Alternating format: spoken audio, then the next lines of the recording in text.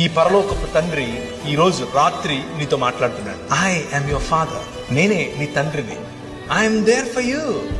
నేను నీ కోసం ఉన్నాను. నువ్వంటే నాకు ఎంత ముద్దో తెలుసా. నిన్ను చూడకుండా ఒక్కరోజు కూడా ఉండలేను నేను. నువ్వు మాట్లాడుతుంటే నాకు అదేదో వైలెన్స్ భాషనట్లు ఉంటది. That's how your God feels about you.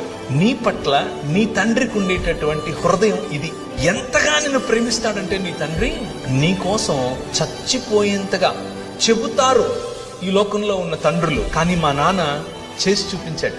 వచ్చి మనందరినీ మళ్ళీ ఒక్క కుటుంబంగా చేయటం కోసం తన శరీరాన్ని విరిచాడు. రూపాంతరము చెందించటం కోసం రూపురేఖలు లేకుండా పోయాడు. ఆయన తన శరీరాన్ని నాటాడు. ఒక విత్తనము వలె విరిగాడు.